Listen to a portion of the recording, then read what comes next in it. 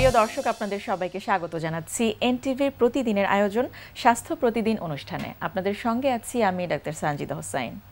দর্শক, আজ আমরা যে বিষয়টি নিয়ে আলোচনা করব সেটি হচ্ছে একটি সাধারণ সমস্যা, অনেকেরই যেটি হয় চুল পড়া সমস্যা। এই বিষয়টি নিয়ে আলোচনার জন্য আমাদের স্টুডিওতে আজ উপস্থিত আছেন এই বিষয়েরই একজন বিশেষজ্ঞ চিকিৎসক। চলুন পরিচিত হই আমাদের আজকের অতিথির সাথে। অধ্যাপক doctor lieutenant colonel Mohammad Abdul Wahab 1965 সালের আগস্টে মেহেরপুর জেলায় জন্মগ্রহণ করেন। তিনি 1982 সালে রাজশাহী মেডিকেল কলেজ থেকে MBBS ডিগ্রি অর্জন করেন। এরপর তিনি চিকিৎসা বিজ্ঞানে উচ্চতর FCPS ডিগ্রি লাভ করেন। বর্তমানে তিনি বঙ্গবন্ধু শেখ মুজিব মেডিকেল বিশ্ববিদ্যালয়ের চর্ম ও যৌন রোগ বিভাগের অধ্যাপক হিসেবে কর্মরত আছেন।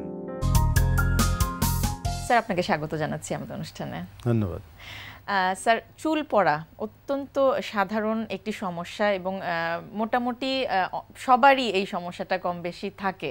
তো এই চুল পড়া আসলে আমি একটু শুরুতে জানতে চাইবো যে স্বাভাবিকভাবে মানুষের চুল পড়ার যে বিষয়টি সেটি সাধারণ মাত্রা বা স্বাভাবিক মাত্রা কত? না, প্রথমে আমাদের জানতে হবে যে আমরা তো চুল পড়ার সমস্যাটা মেনলি মাথার সমস্যা মনে করি। তো চুল তো অনেক জায়গায় থাকে, মাথায় থাকে, চোখে থাকে, বডিতে থাকে। তা মেনলি আমরা কিন্তু কনসার্ন হলো মাথাটা নিয়ে। তো মাথাতে আমরা আনুমানিক ধরে নিয়েছি 1 লাখ চুল থাকে। তো এখান থেকে ডেইলি যদি 100-150 চুল পড়ে, চুলের তো একটা সাইকেল আছে। তো এই সাইকেলটা কিন্তু পূরণ হয়। তো অনেকে হয়তো আমাদের কাছে এসে বলে, স্যার আমার সব চুল পড়ে গেল। তো আমরা বলি যে কয়টা পড়ে আপনি বলেন? তো বলে স্যার 100 পড়ে। তো 100 তো নর্মাল, তো এক্ষেত্রে কোনো চিকিৎসার দরকার নাই। স্যার, এই যে চুল পড়ার সমস্যা নিয়ে যখন আপনাদের কাছে রোগীরা আসে তখন আপনাদের কি পরামর্শ থাকে রোগীদের প্রতি? না, প্রথমে তো আমরা জিজ্ঞেস করি তো আপনার কতগুলো চুল পড়ে, তারপরে তার বয়স, তারপরে তার প্রেগনেন্সি বা অন্য ছেলে মেয়ে কতজন, তারপরে সিস্টেমে কোনো ডিজিজ আছে কিনা, কোনো ওষুধ খাই কিনা, কারণে চুল পড়ছে সেটি কারণগুলো নির্ণয় করা। অনেকে দেখা যায় যে সাবান মাখে, এক্সেসিভ ইউজ অফ সোপ, মানে সাবান বেশি মাখে মাথায়, শ্যাম্পু ডেইলি শ্যাম্পু করে বা দিনে 2-3 বার শ্যাম্পু করে। কারো হয়তো জ্বর হয়, কারো হয়তো ক্যান্সার রোগ আছে, কারো হয়তো বংশগত। তো চুলের কিন্তু এই পড়ার কিন্তু বিভিন্ন ধরন আছে। তো আমরা এই চুল পড়ার ধরনকে 2টা ভাগে ভাগ করি। এটা নন স্কারিং আর একটা স্কারিং। তো নন স্কারিং কখন বলি? চুলের কিন্তু 2টা অংশ। একটা উপরের অংশকে হেয়ার শ্যাফট বলি, যেটা নর্মালি পড়ে যেতে পারে। অ্যাকচুয়ালি মেন হচ্ছে হেয়ার ফলিকল, যেটা আমাদের স্কিনের ভিতর থাকে, ওখান থেকে চুলগুলো গজায়। তো নন স্কারিং যেটা, সেটা হলো শুধু উপরের চুলটা পড়ে যাচ্ছে, কিন্তু ভিতরে হেয়ার ফলিকল মূলটা থেকে যাচ্ছে। তো এগুলোকে আবার অনেক ক্ষেত্রে আমরা, যেমন কিছু রোগী আসে অ্যালোপেশিয়া এরিয়াটা নিয়ে, জায়গায় জায়গায় খাবলা খাবলা চুল উঠে গেছে। এটা মাথায় হতে পারে, দাড়িতে হতে পারে, অন্য জায়গায় হতে পারে। তো এগুলোর অনেক কারণ আছে।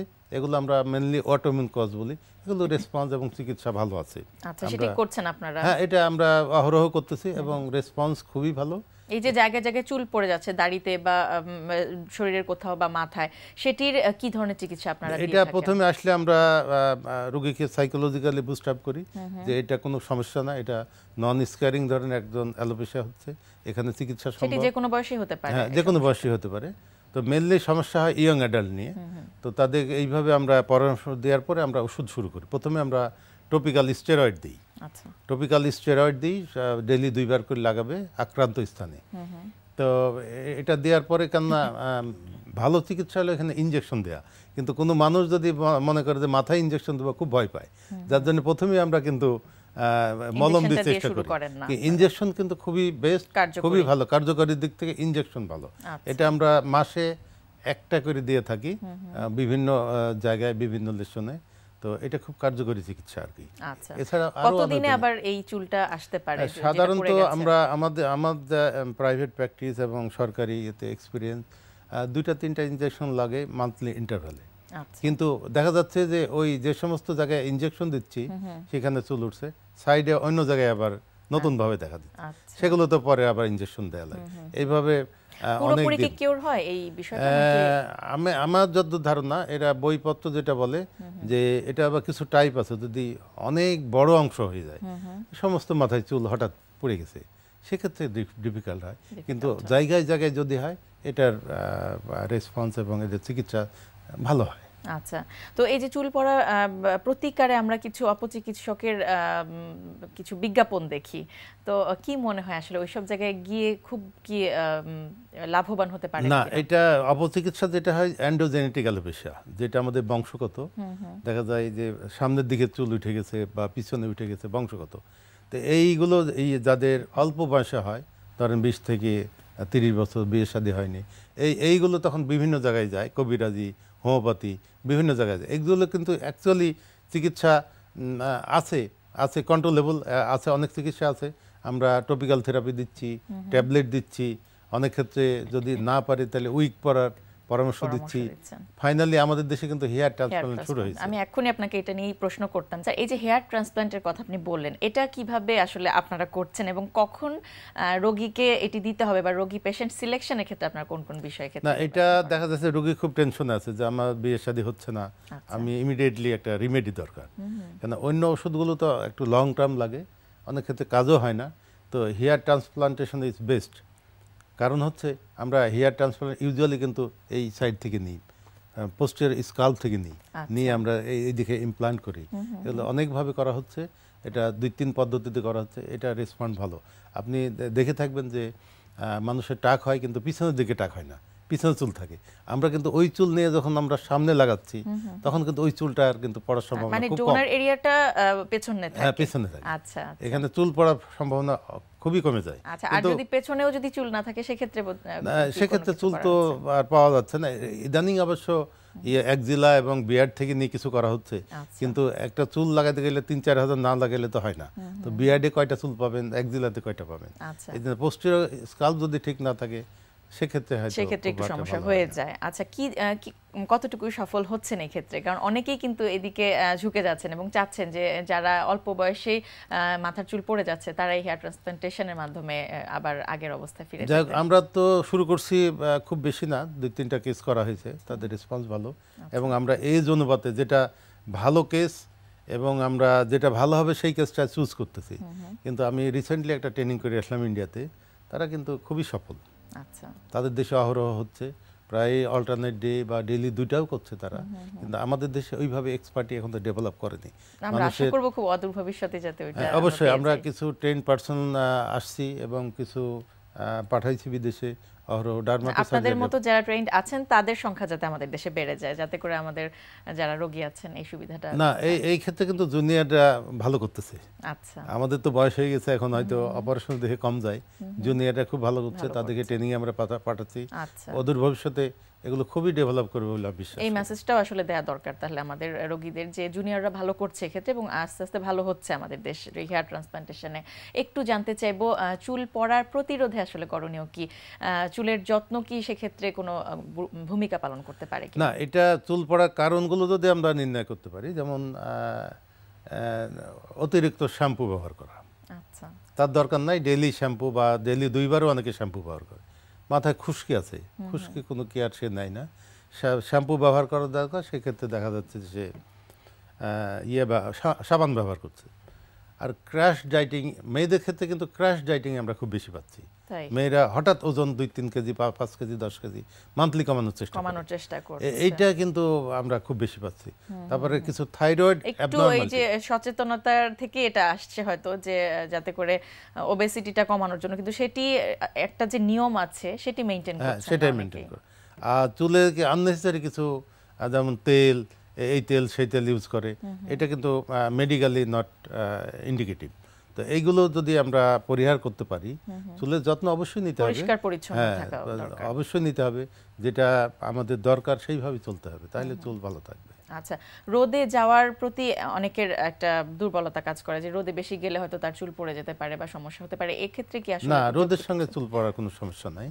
যদি চুলের কিছু কিছু ডিজিজ আছে, কানেকটিভ টিস্যু ডিজিজ, সেক্ষেত্রে আমরা রোদে যেতে নিষেধ করি। বাট চুল পড়ার জন্য রোদে আমরা খুব একটা যেতে নিষেধ করি না। কিন্তু যাদের টাক মাথা, চুল মানে তো প্রোটেকশন, তো তারা হয়তো রোদে যেতে ভয় পায় যে চুল পড়ে যাবে না, মানে মাথার কোনো রোদ লাগবে বা মাথার কোনো ক্ষতি হবে, এই জন্য হয়তো তারা করে। তাছাড়া আদারওয়াইজ রোদে গেলে চুল কিন্তু কখনো পড়ে না। আচ্ছা স্যার, অনেক অনেক ধন্যবাদ, অনেক গুরুত্বপূর্ণ তথ্য আপনার কাছ থেকে জানতে পারলাম। ধন্যবাদ। প্রিয় দর্শক, আমরা শুনছিলাম চুল পড়া এই বিষয়টি নিয়ে বেশ কিছু গুরুত্বপূর্ণ তথ্য এবং কোন কোন বিষয়গুলো আসলে আমাদের মাথায় রাখতে হবে, কি কি ধরনের চিকিৎসা এই বিষয় রয়েছে, অনেক কিছু গুরুত্বপূর্ণ তথ্য আমরা জানতে পারলাম আজকের অতিথির কাছ থেকে। আশা করছি আপনারাও উপকৃত হবেন। আজকে আমরা যে জিনিসটা দেখাবো কেটলবেলের মাধ্যমে, সেটাকে আমরা বলি হচ্ছে লাঞ্জেস। লাঞ্জেস খুবই কমন একটা মুভমেন্ট, কিন্তু কেটলবেল ট্রেনিংয়ে এই মুভমেন্টটাকে আমরা একটু কমপ্লিকেট করে দিব। কারণ রিজন হচ্ছে এটা মানে লাঞ্জেসের যে বেনিফিটগুলো আমরা পাচ্ছি সেটার সাথে যে বেনিফিটটা পাবো সেটা হচ্ছে অ্যাবডোমিনাল মাসেলের বেনিফিটটা পাবো, প্লাস হ্যান্ডসের মুভমেন্টের কারণে শোল্ডার এবং চেস্টের মাসেলের মুভমেন্টগুলো হবে। কারণ যেটাকে আমরা বলতে পারি lunges with total body workout. কারণ আমরা যেটা বারবারই বলছি যে আমরা যখন কেটলবেল ট্রেনিংটা করছি আমাদের মেন ফোকাসটা থাকবে হচ্ছে মোর ম্যাস বিল্ডিং এবং স্ট্রেংথ বিল্ডিং। যে ম্যাস এবং স্ট্রেংথ দুটা তখনই বিল্ড হয় যখন আপনি ওভারঅল বডি নিয়ে করেন। শুধু আইসোলেশন বডি যদি আপনি ট্রেন আপ করেন তাহলে মাস্কুলার ডেভেলপমেন্টটা হবে, স্ট্রেংথ অ্যান্ড ম্যাস কিন্তু খুব একটা ডেভেলপমেন্ট হবে না। সুতরাং যেহেতু আমরা স্ট্রেংথ ডেভেলপমেন্ট এবং ম্যাস ডেভেলপমেন্ট হচ্ছে মেন ফোকাস, এই জন্য আমরা কেটলবেল ট্রেনিংয়ের মধ্যে সবসময় ট্রাই করি যে টোটাল বডি ওয়ার্কআউটটা কীভাবে করা যায়। এখন দেখবো কীভাবে কেটলবেলের মাধ্যমে লাঞ্জেসটা করবো। আজকে আমাকে দেখাবে রাব্বি। রাব্বি রেডি? রেডি, গো লাঞ্জেস। ওকে, খেয়াল করবে যখন লাঞ্চ করছে জাস্ট সুইচ করছে সে। ওকে, যখন সে সুইচ করছে কি হচ্ছে, তার বডিটা কিন্তু একটু লিন করতে হচ্ছে, তার মানে অ্যাবডোমিনাল মাসেলের প্রেশার পড়ছে। কারণ আমরা জানি টোর্সো মাসেল যখন আপনার থায়ের কাছাকাছি চলে যায় তখনই অ্যাবসের উপরে এটা পড়ে, প্রেশারটা পড়ে। এবং এই যে হাতে যে মুভমেন্টগুলো যখন করছে তখন তার শোল্ডার এবং ইনার চেস্টের এটা কাজ করবে। এবং যত ওয়েট আপনি বেশি নেবেন তত রেজিস্ট্যান্স আপনি বেশি ফিল করবেন বেশি। এবং যেহেতু এটা কন্টিনিউয়াস মোশন, এর সাথে যে জিনিসটা হচ্ছে আপনি কার্ডিওভাস্কুলার বেনিফিটটা পাচ্ছেন। কারণ আমরা যেটা বললাম কেটলবেলে কিন্তু রিপিটেশনটা কোনো না ব্যাপার না, এখানে ব্যাপারটা হচ্ছে মিনিটস। আপনি 2 মিনিট পর্যন্ত যদি এই মোশনটা করেন আপনি দেখবেন যে কী পরিমাণ মানে কার্ডিওর উপর আপনার পড়বে, প্রেশার পড়বে। এই শুধু ইভেনচুয়ালি আপনার সেই এটাও আপনি পাবেন, বেনিফিটটাও আপনি পাবেন। ওকে, রেডি? ওকে, স্টপ। ট্রাই করবেন যে এটা অ্যাট এ টাইম 2 মিনিট একটা না করতে। হয়তো 2 মিনিট করতে করতে একটা সময় হয়তো আপনার একটু হয়ে যাবে, স্লো হয়ে যাবে, কিন্তু স্টপ করবেন না, নন স্টপ। যদি স্লোলি করতে থাকেন আপনি করতে থাকবেন। ট্রাই করবেন 2 মিনিটসে 100 লাঞ্জেস কমপ্লিট করতে।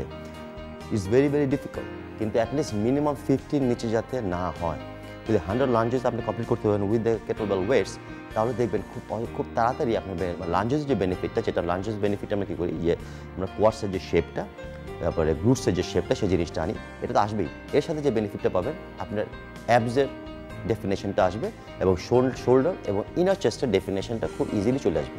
এবং যেহেতু কন্টিনিউয়াস আপনার কেটলবেলের যে ওয়েটটা ধরে আছেন, এতে যে জিনিসটা করে ইনডাইরেক্টলি আপনার ফোরআর্মসেরও কিছুটা ডেভেলপমেন্ট হবে।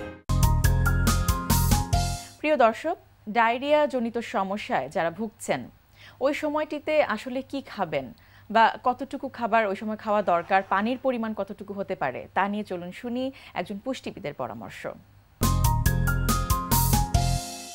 ডায়রিয়া মূলত পানিবাহিত রোগ। এই রোগের ফলে আমাদের পেটে ব্যথা হয়, ঘন ঘন পাতলা পায়খানা হয় এবং শরীরে পানি শূন্যতা দেখা দেয়। এক্ষেত্রে আমাদেরকে প্রথমে খেয়াল রাখতে হবে শরীর যেন পানি শূন্য বা পানি না হারিয়ে ফেলে। প্রচুর পরিমাণে আমাদেরকে তরল জাতীয় খাবার খেতে হবে। অনেক সময় বমি ভাব বা বমি হতেও পারে, তো আমরা খেয়াল রাখবো এই সময় যেন শরীরে অসমোটিক প্রেশার ঠিক থাকে, খনিজ লবণের পরিমাণটা যেন ঠিক থাকে। এজন্য আমরা রোগীকে বিভিন্ন রকম তরল খাবার, চিকেন স্যুপ, সবজি স্যুপ, বিভিন্ন রকম ফলের জুস এগুলো দিব। বেশি খেতে একসাথে সে পারবে না, তাই অল্প অল্প করে বারে বারে খাবে। এবং খাবার স্যালাইন, রাইস স্যালাইনও সে এক্ষেত্রে নিতে পারে। এবং এভাবে খেতে থাকলে পেটের যে সমস্যা ওগুলো ধীরে ধীরে কাটিয়ে উঠবে।